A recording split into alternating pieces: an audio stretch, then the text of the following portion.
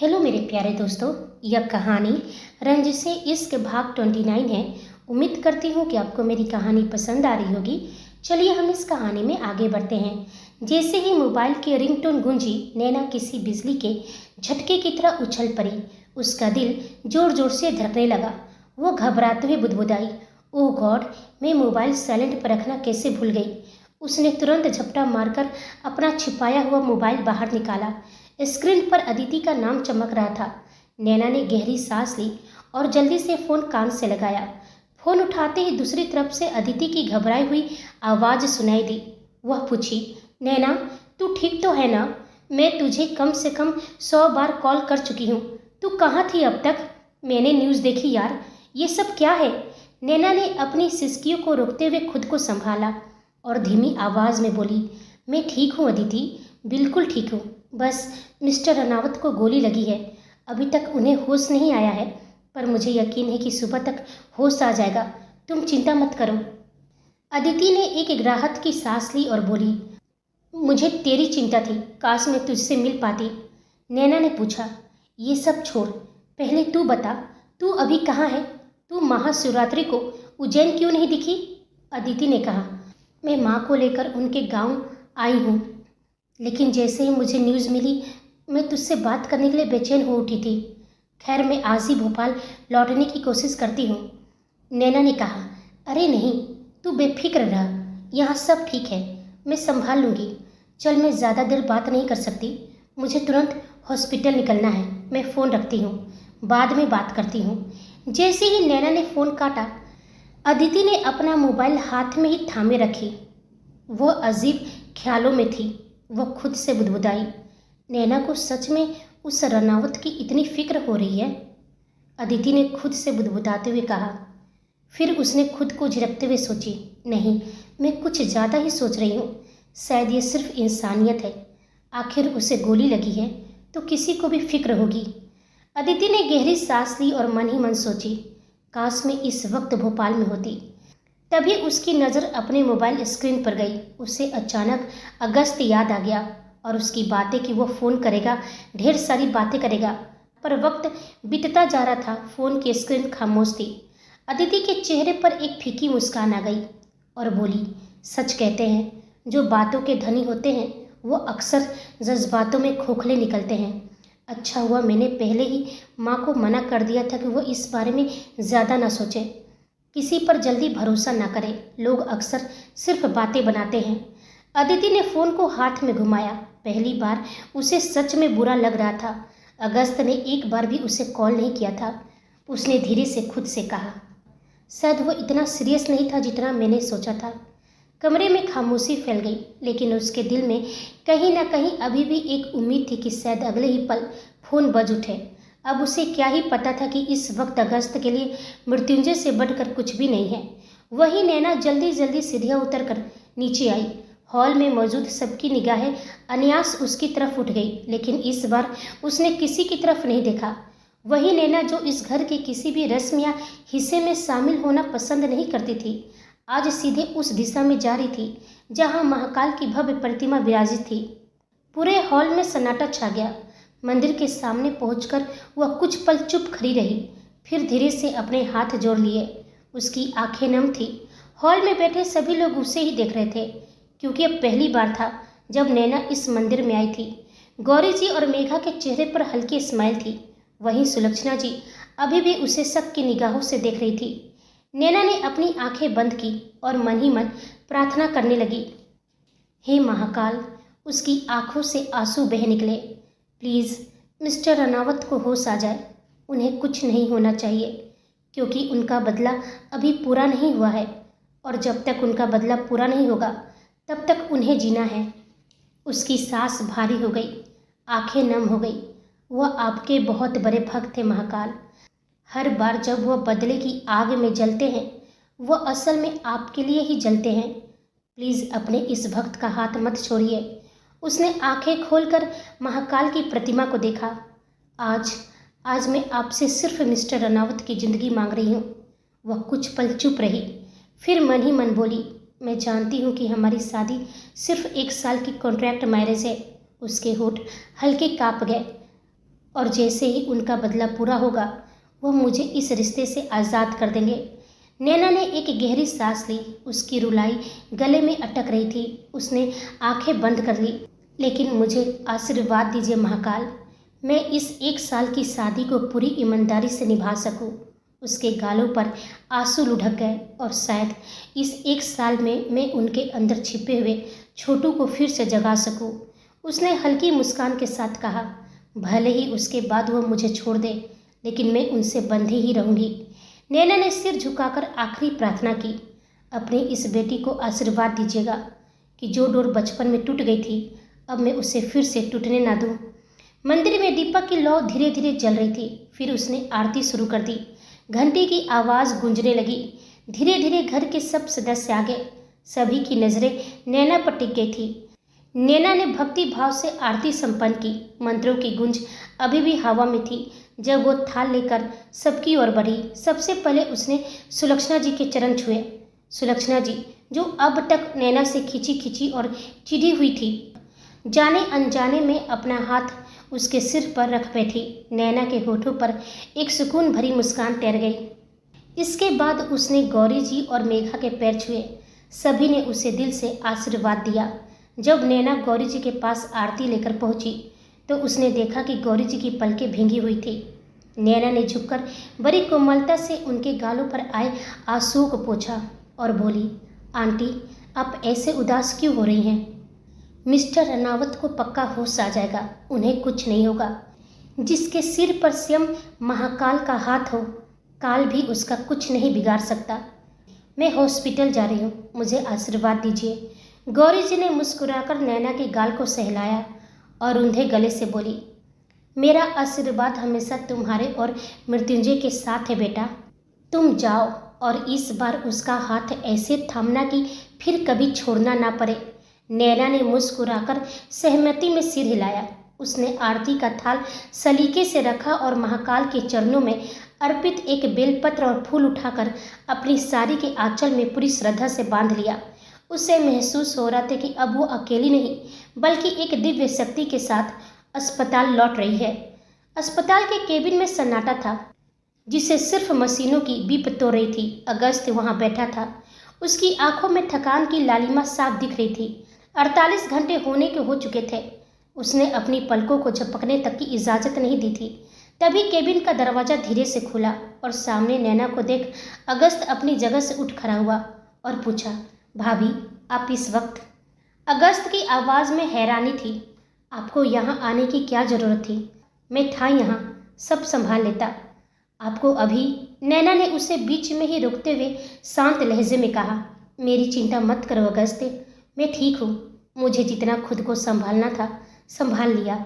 अब तो मुझे मिस्टर रनावत को संभालना है। तुम घबराओ मत, मैं इतनी भी कमज़ोर नहीं कि आसानी से टूटकर बिखर जाऊं। नैना की आवाज़ में एक नई दृढ़ता थी। उसने आगे बढ़कर कहा, खैर ये सब छोड़ो, तुम जाओ और थोड़ी देर आराम करो। 48 घंटे से तुमने खुद को अपने एमजे के लिए झोंक दिया है। सच में बहुत खुश नसीब है तुम्हारे एमजे कि तुम्हारे जैसा दोस्त मिला। अगस्त ने भावुक होकर कहा, भाभी प्लीज़ ये सब बातें मत कहिए। एमजे के लिए तो मैं कुछ भी कर सकता हूँ। उसके सामने नींद और थकान की क्या बिसात। लेकिन आप भी बहुत थकी हुई हैं, आपको अभी आराम करने की ज़रूरत थी। मैंने बहुत आराम कर लिया है अगस्त।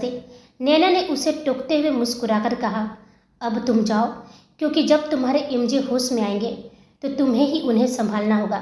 तुम्हारे एमजे जैसे ही बिस्तर से उठेंगे सबसे पहले तुम्हें ही ऑर्डर देंगे, चलो अगस्त, ऑफिस चलना है। 48 घंटे काम से दूर रहना तुम्हारे एमजे के लिए मुमकिन नहीं है, इसलिए तुम जाओ और अपनी ताकत जुटा लो। अगस्त को मन ही मन एक सुकून महसूस हुआ। उसे अच्छा लगा कि आखिरकार नैना ने उसके एमजे का हाथ और जिम्मेदारी दोनों थाम ली है। उसने धीमे से कहा, थैंक यू भाभी। नैना ने हल्का सा मजाक करते हुए कहा, अब जाओ भी, और ये थैंक यू वांकी की फॉर्मेलिटी मत निभाओ। अब जा रहे हो या धक्के मार के निकालो? अगस्त के चेहरे पर एक हल्की मुस्कान आई और वह सिर झुकाकर केबिन से बाहर निकल गया। उसके जाने के बाद केबिन में गहरी खामोशी छा गई। नैना धीरे धीरे कदम बढ़ाते हुए मृत्युंजय के बिस्तर के पास आकर खड़ी हो गई। कुछ पल तक वह बस उसे देखती रही। उसकी आंखें नम थी, जैसे वह उसके चेहरे को अपनी आंखों में समेट लेना चाहती हो। फिर उसने गहरी सांस ली, जैसे खुद को बिखरने से रोक रही हो। धीरे से कुर्सी खींचकर बैठ गई और मृत्युंजय का हाथ पूरे अधिकार से अपने हाथों में थाम लिया। उसके होठों पर एक फीकी लेकिन मीठी मुस्कान आ गई। मिस्टर रनावत, आप ऐसे खामोश अच्छे नहीं लगते, उसने धीमी आवाज में कहा। 48 घंटे होने को आए हैं।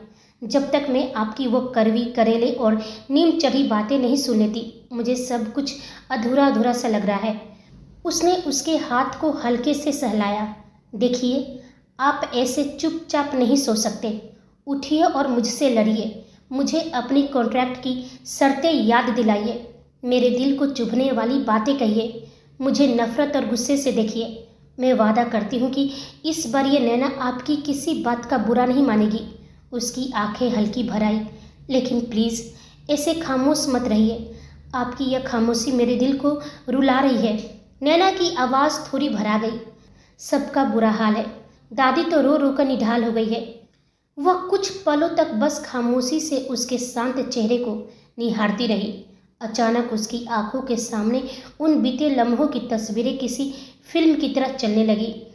उसे याद आया कि कैसे उसने नफरत में मृत्युंजय को वह मिर्च वाली फिरनी खिलाई थी और कैसे मृत्युंजय ने उस तीखेपन को मिटाने के लिए पहली बार उसके होठों को चूमा था।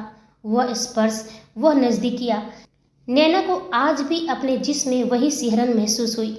उसे याद आया कि कैसे जब भी मृत्युंजय उसके करीब आता था, उसकी धड़कनें बेकाबू हो जाती थी।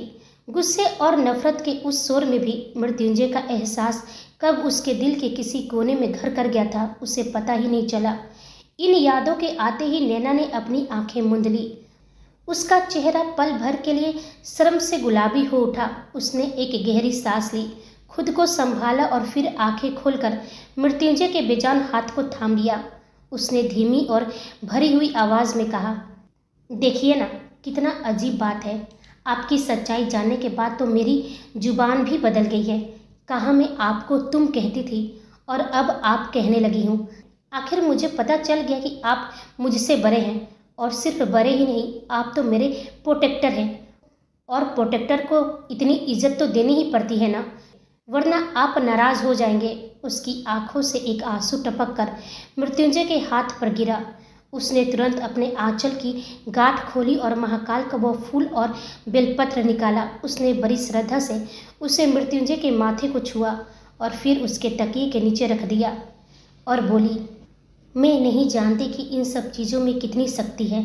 उसने फुसफुसाते हुए कहा, लेकिन कहते हैं कि आस्था में बड़ी ताकत होती है और विश्वास में चमत्कार।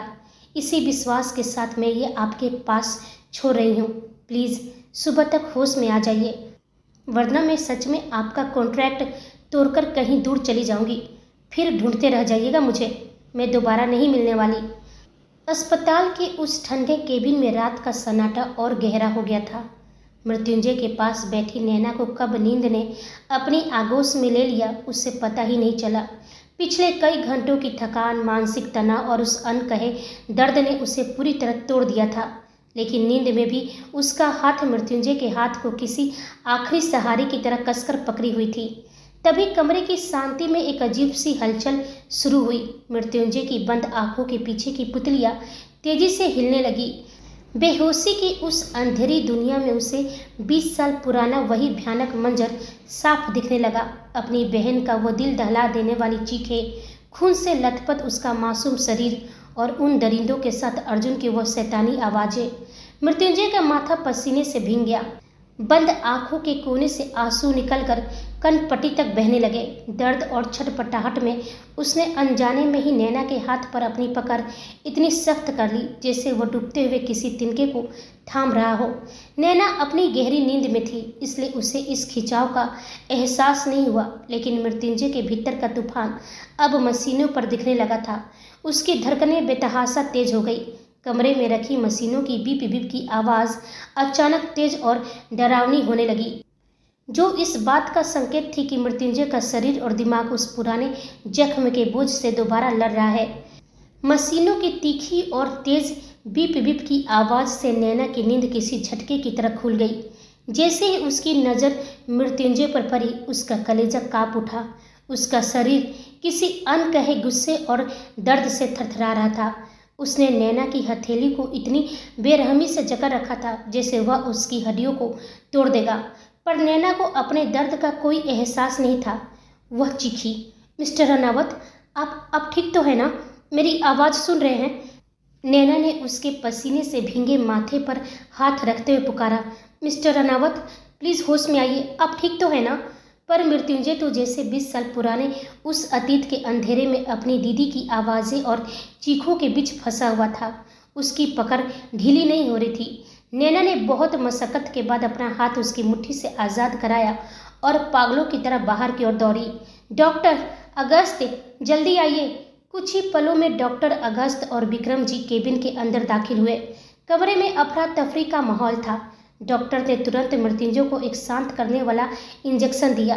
धीरे धीरे दवाओं का असर हुआ और मृत्युंजय का शरीर शांत पड़ गया। उसकी सांसें सामान्य होने लगी। नैना की आंखों से आंसू रुक नहीं रहे थे। उसने कांपती आवाज़ में पूछा, डॉक्टर, क्या हुआ था इन्हें? क्या ये ठीक है? डॉक्टर ने राहत भरी मुस्कान के साथ कहा, चिंता मत कीजिए, यह एक बहुत अच्छा संकेत है। इनकी बॉडी रिस्पॉन्स कर रही है और इनका दिमाग अब एक्टिव हो गया है।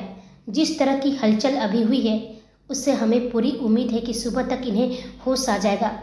यह सुनकर नैना, विक्रम जी और अगस्त के चेहरे पर 48 घंटों के लंबे इंतजार के बाद सुकून की पहली लकीर दिखाई दी। नैना ने एक गहरी और राहत भरी सांस ली। उसकी आंखें भर आई। उसने धीरे से मुड़कर मृत्युंजय को देखा, जो अब फिर से शांत होकर लेटे हुए था, लेकिन इस बार उसके दिल में पहली बार उम्मीद जगी थी। सुबह की सुनहरी धूप केबिन की खिड़की से छनकर मृत्युंजय के चेहरे पर पड़ रही थी। उसकी पलकें धीरे धीरे फरफराई और उंगलियों में एक हल्की सी हरकत हुई। जब उसने अपनी आंखें पूरी तरह खोली तो सामने अपनी पूरी रनावत फैमिली को पाकर उसके दिल को एक अनकही राहत मिली। सुलक्षणा जी की आंखों में आंसू थे, पर चेहरे पर एक सुकून भरी मुस्कान। वहीं गौरी जी, विक्रम जी, मेघा और मोना, सबकी नज़रें बस मृत्युंजय पर टिकी थी। मृत्युंजय ने उठकर बैठने की कोशिश की तो विक्रम जी ने तुरंत आगे बढ़कर उसे सहारा दिया। कैसा है मेरा बच्चा? सुलक्षणा जी ने रूंधे हुए गले से पूछा। तूने इन 48 घंटों में अपनी दादी की जान हलक में अटका रखी थी। मृत्युंजय ने एक कमज़ोर मुस्कान के साथ कहा, मैं ठीक हूँ दादी, बिल्कुल ठीक हूँ, और मेरी वजह से आपको तकलीफ हुई, इसके लिए आई एम सॉरी। सुलक्षणा जी ने अपनी आंखें पोंछते हुए कहा, अरे रहने दे। मेरा मृत्युंजय कब से सॉरी बोलने लगा, पर बेटा हम सब बहुत डर गए थे, यदि तुझे कुछ हो जाता तो। मृत्युंजय की आंखों में अचानक वही पुरानी चमक और प्रतिशोध की आग लौट आई। वह बोला, मुझे कुछ नहीं होता दादी। आपके पोते को मौत तब तक नहीं छू सकती जब तक वह रघुवंशियों को बर्बाद न कर दे। तभी मोना आगे आई और घबराकर उसके होठों पर हाथ रख दिया। एमजे प्लीज़ ऐसी अशुभ बातें मत करो। उसने तुरंत मृत्युंजय की हथेलियों को अपने हाथों में थाम लिया और भावुक होकर बोली, मैं सच में बहुत डर गई थी। तुम्हें होश में देखकर अब कहीं जाकर मेरी सांस में सांस आई है। मृत्युंजय ने बिना किसी खास रिएक्शन के बहुत ही सहजता से अपनी हथेली मोना की पकड़ से छुड़ा ली। उसने अपना चेहरा सामान्य रखा था, पर उसकी चुप्पी बहुत कुछ कह रही थी। वहीं दूसरी ओर केबिन के दरवाजे पर लगे छोटे से वेंटिलेटर से नैना यह सब देख रही थी। जैसे ही मृत्युंजय ने आंखें खोली थी, नैना की हिम्मत जवाब दे गई और वह कमरे से बाहर निकल आई। उसकी आंखों में नमी थी और दिल में एक अजीब सी कसमकस। वह उसे जी भर के देखना चाहती थी, पर उसका सामना करने की हिम्मत अभी उसमें नहीं थी। उसे डर था कि कहीं उसकी आंखें वो सब ना कह दे जो मृत्युंजय से छुपाना था। वह वेंटिलेटर के शीशे से लगकर खड़ी थी जब अगस्त उसके पीछे आकर रुका। उसकी आवाज़ में एक धीमापन था। आप यहाँ बाहर क्यों खड़ी हैं भाभी? क्या आप एमजे से मिलने अंदर नहीं जाएंगी? नैना ने पीछे मुड़कर नहीं देखा। उसकी आवाज़ भारी हो गई थी। हिम्मत नहीं हो रही अगस्त, उनसे नज़रें मिलाने की हिम्मत नहीं है। पहले जब उनसे बात करती थी तब हमारा रिश्ता कुछ और था, नफरत और बदले की दीवारें थी। लेकिन सब सच जानने के बाद मैं अपने ही गिल्ट के नीचे दब गई हूँ। पता नहीं मैं उनके सामने उस पुरानी नैना वाली एक्टिंग कर भी पाऊंगी या नहीं। अगस्त ने एक गहरी सांस ली और नैना के पास आकर खड़ा हो गया। और कब तक आप उसका सामना करने से बचेंगी? सामना तो आपको करना ही पड़ेगा। और जहाँ तक एक्टिंग की बात है, आपको करनी होगी। आप अच्छी तरह से जानती हैं कि आपको उसकी ढाल बनना है, उसके लिए कमजोरी नहीं। इसलिए जाइए। अगस्त ने केबिन के दरवाजे की ओर इशारा किया और धीमी आवाज में कहा, वैसे भी उसकी निगाहें भी सिर्फ आपको ही ढूंढ रही है। सबके बीच होने के बावजूद भी वो अकेले आपको तलाश रहा है। जाइए भाभी। बाकी सब लोग बाहर चले गए हैं, केबिन में वो अकेले है। मैं डॉक्टर से मिलकर आता हूँ। नैना ने एक गहरी सांस ली, अपने आंसुओं को पी लिया और धीरे से केबिन का दरवाजा खोला। मृत्युंजय अपनी आंखें बंद किए बेड के सिहाने से टिका हुआ था, पर जैसे ही नैना ने कमरे में कदम रखा, उसे उसकी खुशबू और उसकी मौजूदगी का एहसास हो गया। उसने अपनी आंखें खोली और सीधे दरवाजे पर टिकी नैना की नज़रों से अपनी नज़रें मिला दी। पूरे 48 घंटों के बाद दोनों का सामना हो रहा था। कमरे में एक भारी सन्नाटा था। मृत्युंजय तो बस उसे देखता ही रह गया। वहीं नैना की धड़कनें तेज हो गई थी, जिससे मृत्युंजय की उस जानी पहचानी भारी और दर्द भरी आवाज़ ने तोड़ा, स्वीट हार्ट, आने में देर कर दी। लगता है तुम्हारा भगवान तुम्हारी फिरकी ले रहा है। मृत्युंजय के होठों पर एक कड़वी मुस्कान थी। उसका मूड नहीं है कि तुम्हारी बद्दुआएं सुने, इसलिए देखो मैं वापस आ गया। नैना ने जबरदस्ती अपने होठों पर मुस्कान लाई और वह धीरे से बोली, वैसे आप ऐसा कौन सी बातें कर रहे हैं? मुझे तो समझ में नहीं आ रहा है। मृत्युंजय ने उसकी आंखों में देखते हुए कहा, स्वीट हार्ट, अब इतना भी मासूम मत बनो। मुझे जिंदा देखकर तुम्हें तो बहुत दुख हुआ होगा।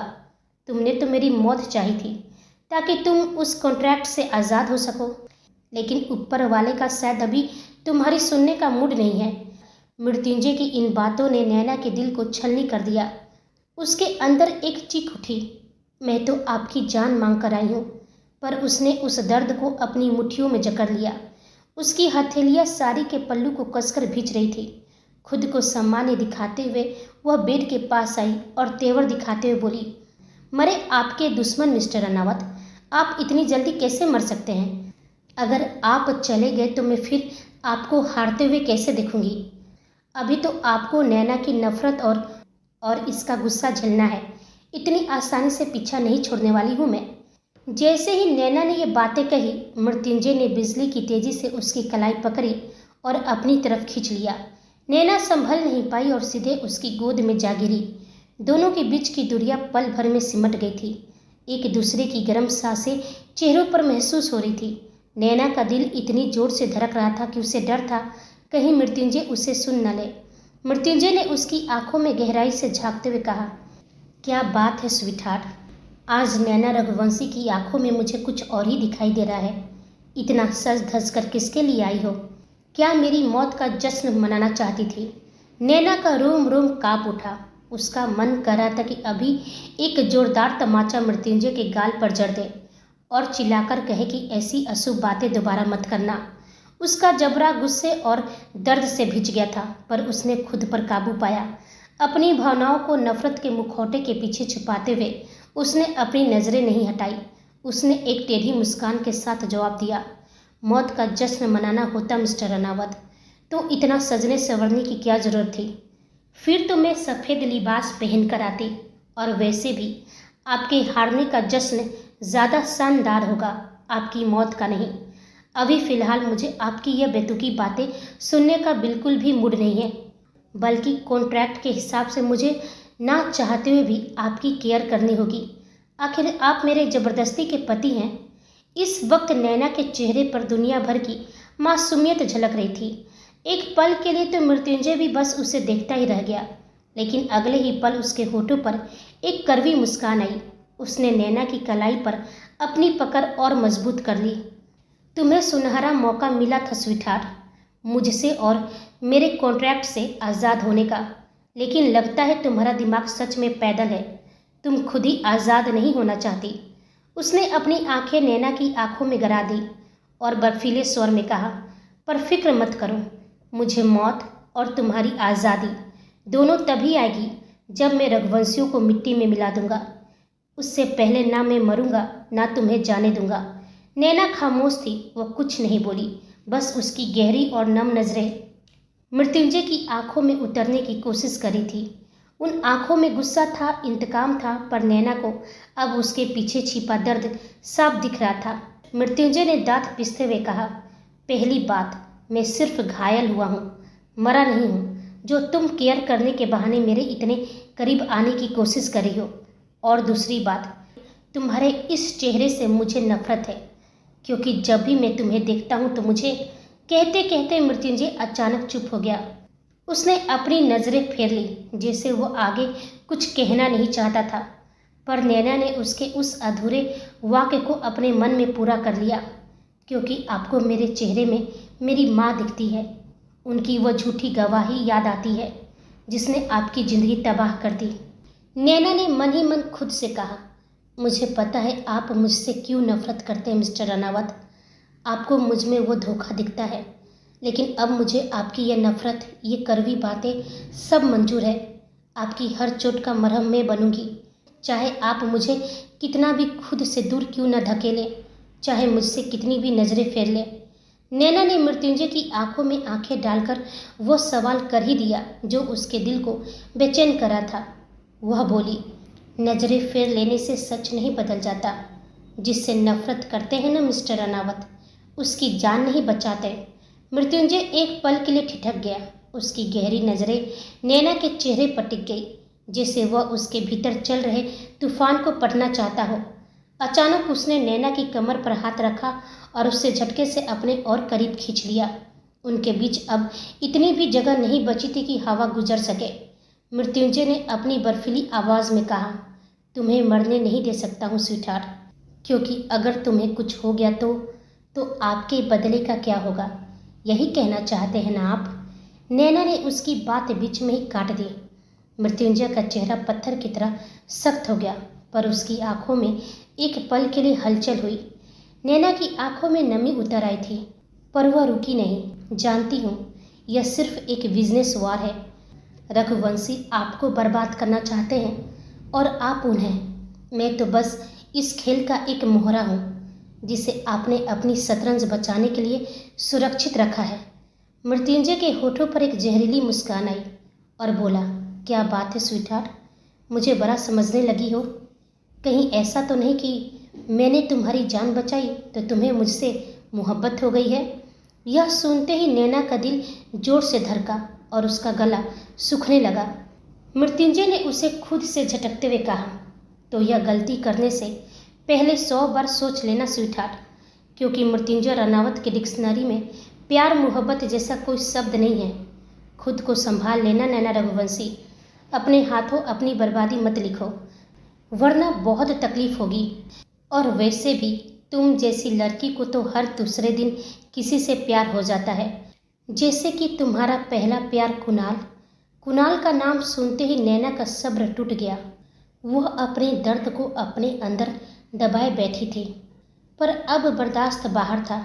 उसकी आंखों से आंसू छलक पड़े। जैसे ही मृत्युंजय ने उसकी आंखों में वो नमी देखी, उसके सीने में भी एक टीस उठी और वह अचानक खामोश हो गया। नैना ने बिना कुछ कहे खुद को संभाला और तेजी से केबिन के बाहर निकल गई। वह उसके सामने टूटकर बिखरना नहीं चाहती थी। केबिन में अकेला रह गया मृत्युंजय अब भी उसकी उन भींगी आंखों के बारे में सोच रहा था। नैना के जाते ही उसकी मुठ्ठियां खिंच गई। उसने गुस्से में दीवार की ओर देखा और बुदबुदाया, स्वीटहार्ट, तुम्हारी आंखों में यह नमी मुझे शोभा नहीं देती। तुम्हें पत्थर बनना होगा, क्योंकि मेरा रास्ता कांटों से भरा है। वहीं दूसरी ओर नैना हॉस्पिटल के एक सुनसान गलियारे में दीवार से लिपट कर फुट फुट कर रोने लगी। उसका सीना दर्द से फट रहा था, पर वह खुद को समझा रही थी, मैं जानती हूँ मिस्टर रनावत, जब भी आप मुझसे नफरत के ये कड़वे बोल बोलते हैं, तकलीफ आपको भी होती है। आप मुझसे जानबूझकर दूर होना चाहते हैं, ताकि 1 साल बाद जब मैं आपसे दूर हो जाऊं तो आप टूटे नहीं। अगर यही आपकी मर्जी है तो यही सही। मैं आपको कभी कमज़ोर नहीं पड़ने दूंगी, लेकिन मैं भी हार नहीं मानूंगी। आप अपनी खोखली नफरत दिखाइए और मैं अपनी जिद। देखते हैं कौन जीतता है।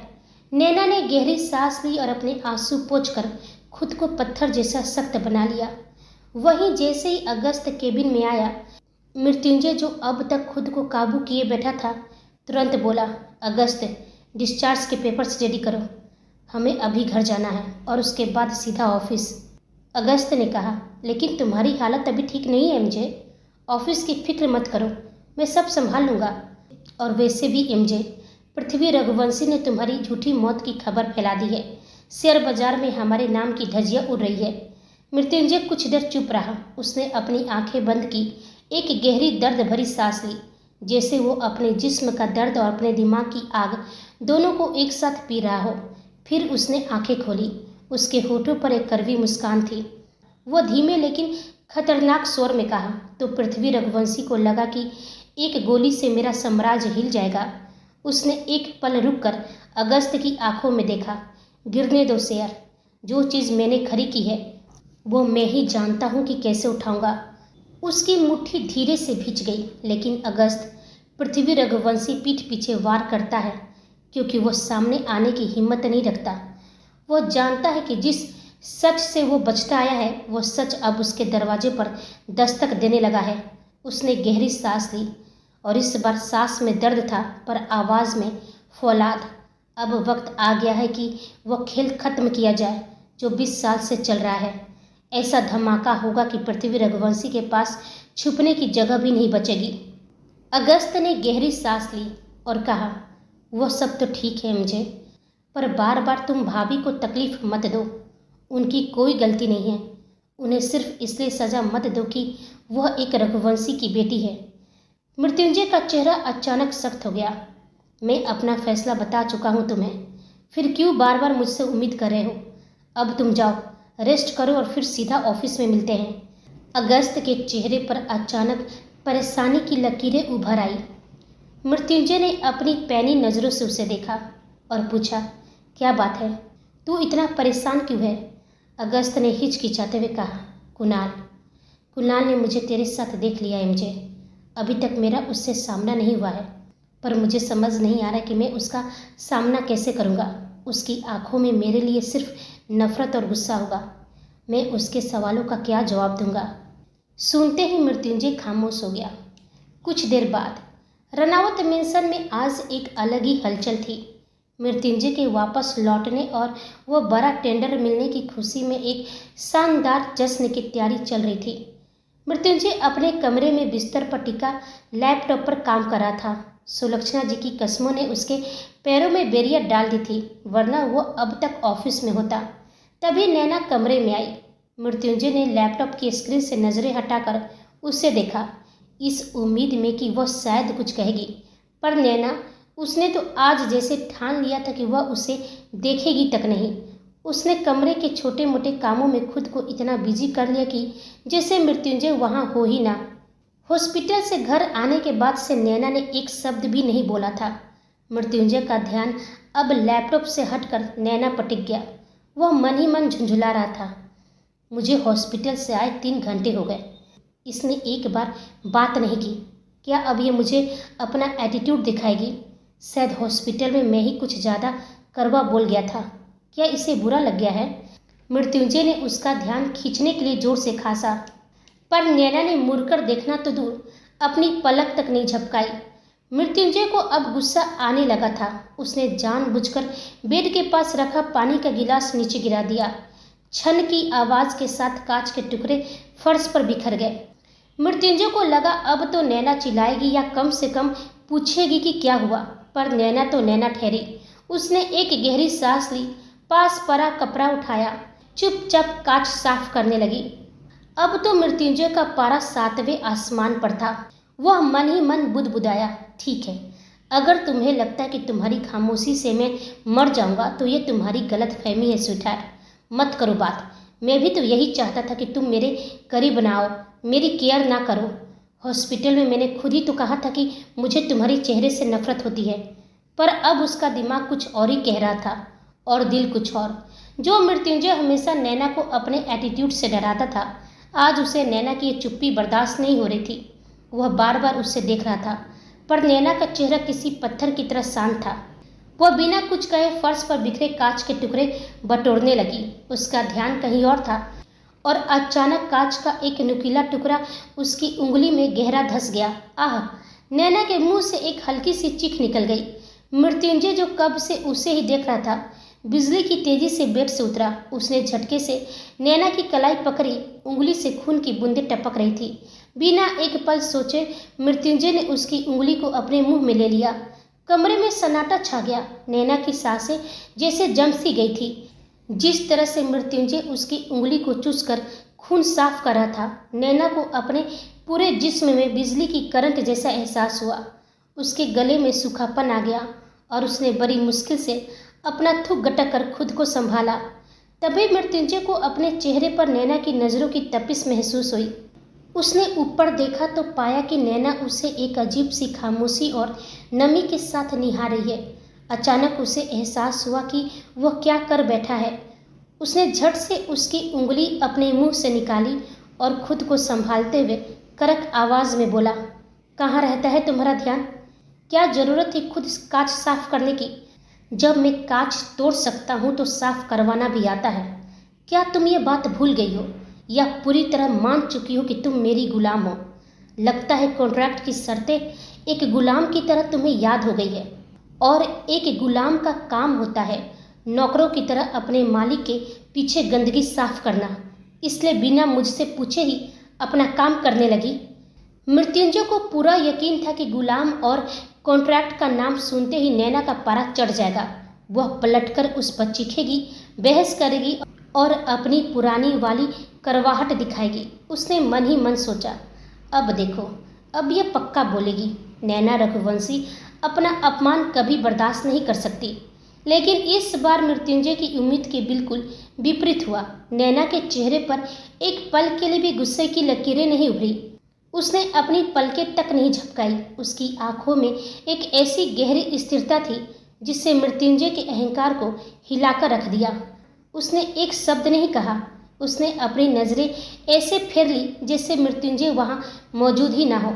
उसने झटके से अपना हाथ उसकी पकड़ से छुड़ाया और दोबारा कांच उठाने के लिए झुक गई। मृत्युंजय का सब्र अब जवाब दे गया। उसने दोबारा उसकी कलाई पकड़ी और उसे ऊपर की ओर खींच लिया। इस बार उसने नैना को इतना करीब खींचा कि दोनों के बीच की दूरी खत्म हो गई। वह एक दूसरे की आंखों में घूर रहे थे। मृत्युंजय की आंखों में गुस्सा और अधिकार था तो नैना की आंखों में एक खामोशी थी। मृत्युंजय नैना के चेहरे के इतने करीब आया कि उसकी गुस्से से तपती हुई सांसें नैना को गालों पर महसूस होने लगी। उसने दांत पिसते हुए कहा, समझ में नहीं आता है तुम्हें? एक बार में मेरी बात कान में नहीं जाती? क्या जरूरत है ये सब उठाने की? घर में नौकरों की फौज खड़ी है। एक आवाज दोगी तो सब साफ कर देंगे। नैना की आंखें मृत्युंजय की आंखों में गड़ी थी। वह उसकी घबराहट और उसके गुस्से को करीब से महसूस कर रही थी, पर उसने अपने होठ को सिल लिया था। उसकी खामोशी मृत्युंजय के लिए किसी नुकीले तीर की तरह थी। क्या है, तुम्हारे मुंह में जुबान नहीं है क्या? मृत्युंजय का धीरज अब जवाब दे रहा था। ऐसे तो कैंची की तरह चलती है तुम्हारी जुबान, और जब मैं सवाल कर रहा हूं तो ये चुप्पी क्यों? बोलो। लेकिन नैना बस उसे देख रही थी।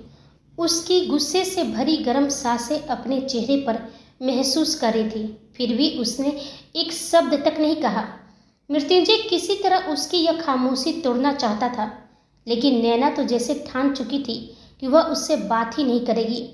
वहीं मृत्युंजय के दिल में अजीब सी हलचल होने लगी। गुस्से के साथ साथ उसके अंदर एक अजीब सा बेचैन पागलपन भी उठ रहा था।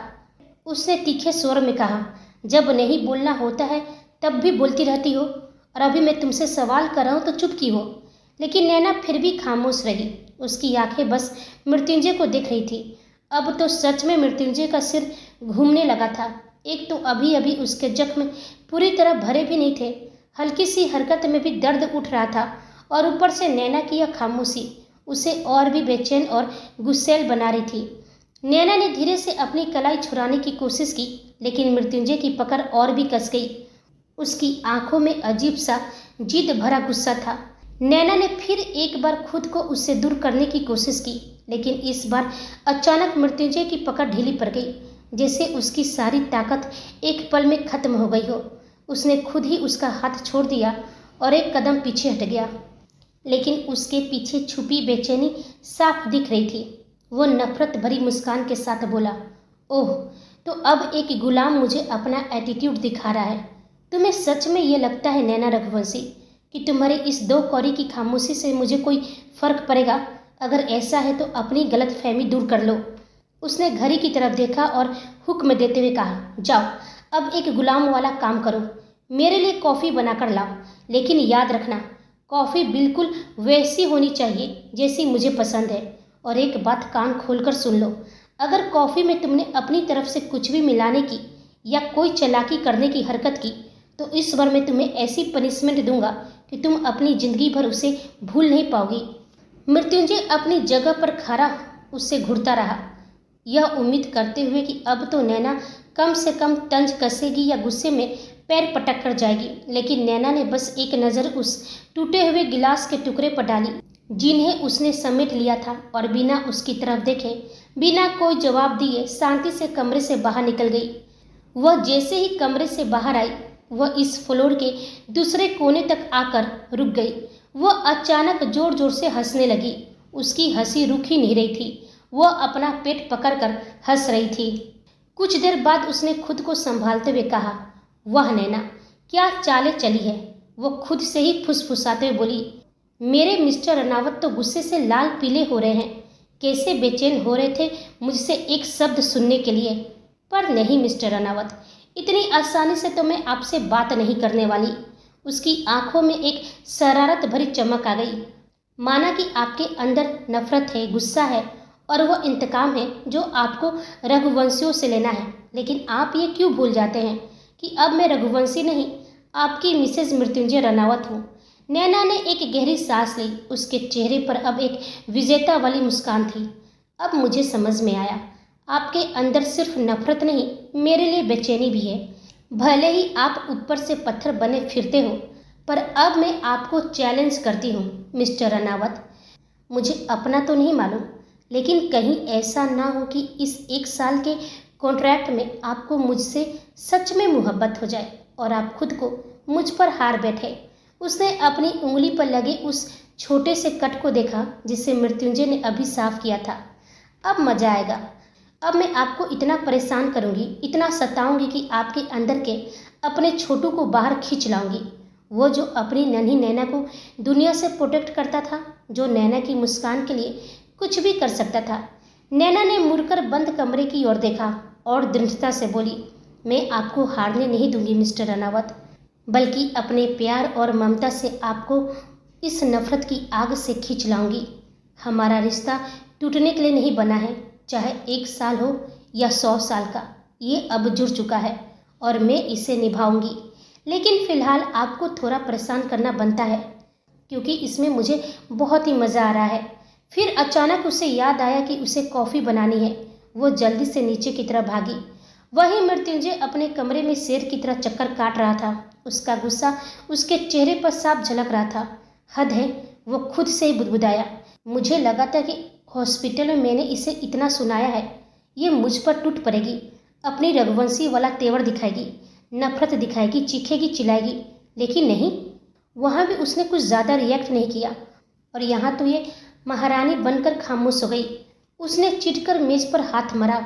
अरे, इस घर में मेरा राज चलता है, कॉन्ट्रैक्ट के हिसाब से वो मेरी पत्नी है, उसे मेरी हर बात माननी चाहिए। पर यहाँ तो पासा ही पलट गया, लेकिन अगले ही पल वो खुद ही रुक गया।